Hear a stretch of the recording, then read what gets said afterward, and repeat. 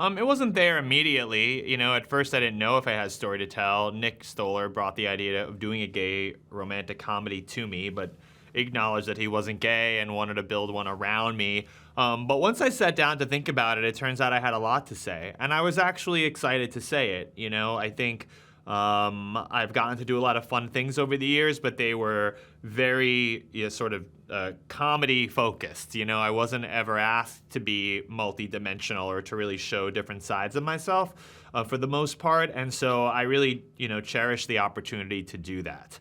I think we get a lot of gay characters and a lot of LGBTQ characters where, the characters sort of are walking on eggshells around what real gay life is, and I didn't want to do that. My main goal was to make the movie as funny as any other Judd Apatow movie or Nick Stoller movie.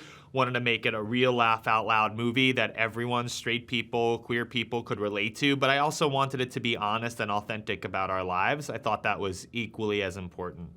I certainly resonate with that aspect. And I don't think that that's exclusive to gay men. I think men in general are very interested, especially right now in culture, it seems, to sort of be tough and strong. We got these superheroes, and we got these MMA fighters, and there's nothing wrong with masculinity at all. It's going to be here forever. Yeah. But I think masculinity as a sort of piece of armor to prevent us from falling in love. It does prevent us from falling in love, and I think Aaron's journey very much reflects a journey that I think I had at a much younger stage in my life, honestly.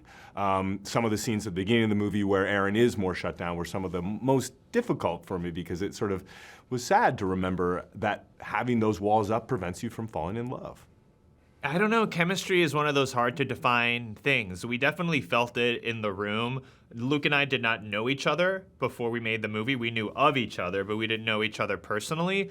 And I think maybe that helped. There was some mystery there as to who this other person was that kind of mirrors the mystery that the characters are experiencing when it comes to trying to figure out, like, wait, who is this guy? And I'm really drawn to him, but I'm also a little scared and intimidated by him. And we were going through those motions as people while we were making the movie too, so that might have helped, but I don't know. It's a bit hard to explain chemistry. We've all seen movies where they throw two very talented actors together, but for some reason, there's no chemistry, and then sometimes magically there is, but from the beginning, there was a bit of a spark there, and I don't know. We just got lucky in a sense. Yeah, I mean, I have tremendous respect for Billy, and I think that always helps too. I always was able to listen to him all the time, and so much of our movie is the beginning parts of a relationship, and it was the beginning of our friendship too. So There's definitely a parallel there.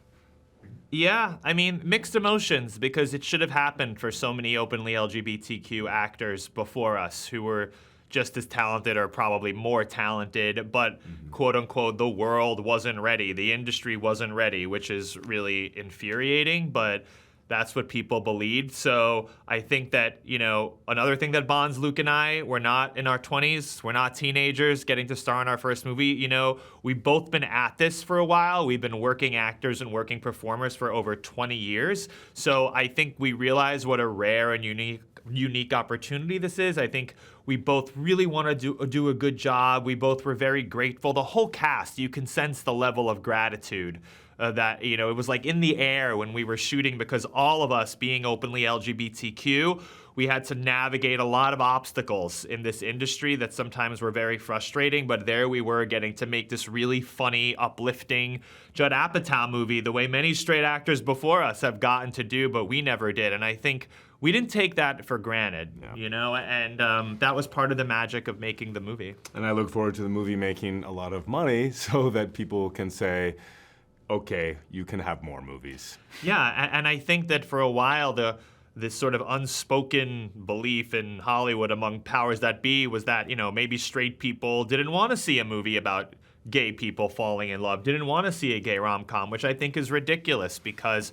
gay people have been watching straight rom-coms and loving them for our whole lives, and we relate, we laugh, we cry. Even though we weren't seeing ourselves identically, we relate to the feelings and the experiences the characters are having. So this is an opportunity at last for that to work in the reverse. It's giving straight audiences an experience that is reminiscent of all those classic rom-coms that they love and all those Judd Apatow movies that they love, and it has elements of those, but it's also at the same time unlike anything they've ever seen. And that's what makes it new. That's what makes it exciting and worth going to the theater theater to see. You know, it's more than a movie. It becomes something of an event, really.